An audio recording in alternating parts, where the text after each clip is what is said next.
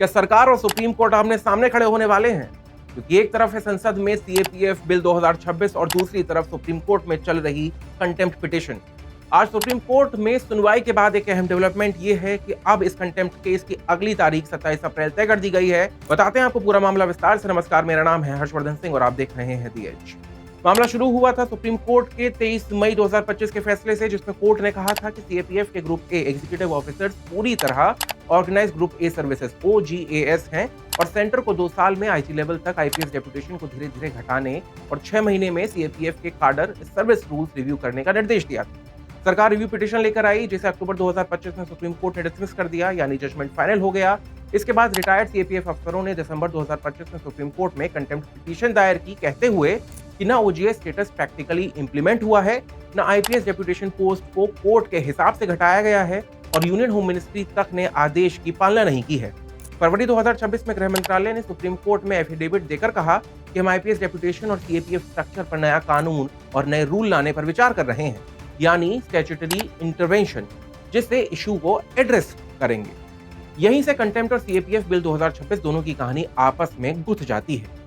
सरकार ने मार्च 2026 में राज्यसभा में centre armed police force general administration bill 2026 पेश किया।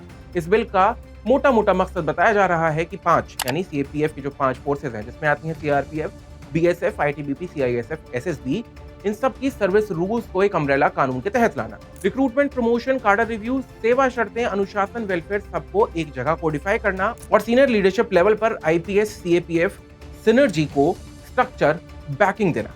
सरकार की तरफ से जस्टिफिकेशन ये है कि सीएपीएफ नेशनल सिक्योरिटी की सबसे सेंसिटिव रोल निभाते हैं, जैसे border security, counter insurgency, internal law and order. ऐसे में आईपीएस ऑफिसर का शीर्ष पर होना कोऑर्डिनेशन और यूनिफाइड कमांड के लिए जरूरी है, ताकि राज्य पुलिस, आईबी, एनआईए सेवा सब साथ लिंक बने रहें। सरकार ये भी कह रही है कि बिल सुप्रीम कोर्ट के ओजीएस फैसले को नकार नहीं रहा है, बल्कि आईपीएस और सीएपीएफ काडर रूल्स को कानूनी क्लैरिटी दे रहा है, ताकि बाद में कोई कंफ्यूजन ना रहे। बात करें आज की सुनवाई की, तो आज की सुनवाई में कंटेम्प्ट मैटर उठा, जहां याचिकाकर्ता पक्ष ने जल्द सुनवाई और टाइम बाउंड कंप्लाइंस पर जोर दिया और सरकार की तरफ से सॉलिसिटर जनरल ने अपना पक्ष रखते हुए स्टैट्यूटरी फ्रेमवर्क की बात दोहराई। सुप्रीम कोर्ट ने 2 साफ कदम उठाए हैं। पहला ये कि अगली सुनवाई की तारीख 27 अप्रैल तय की है। मतलब कोर्ट ने साफ कर दिया है कि ये मामला पार्क्ड नहीं रहेगा, बल्कि लगातार जुडिशियल निगरानी में चलेगा।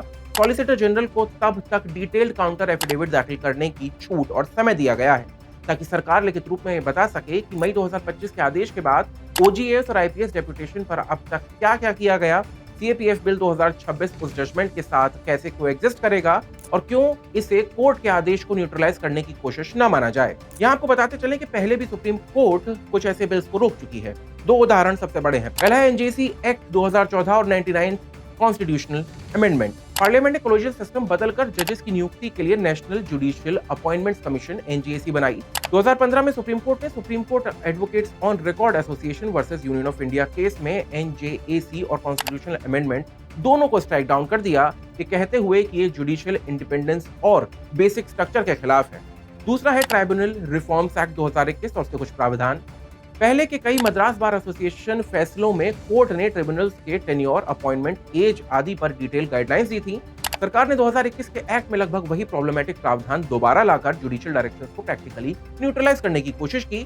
2025 में सुप्रीम कोर्ट ने कहा कि ये legislative overwrite without curing defects है, सेपरेशन ऑफ पार्ट्स और जुडिशियल इंडिपेंडेंस के खिलाफ है और इन प्रावधानों को अनकॉन्स्टिट्यूशनल घोषित कर दिया। यहीं से सीएपीएफ बिल पर कंपैरिजन बन रहा है।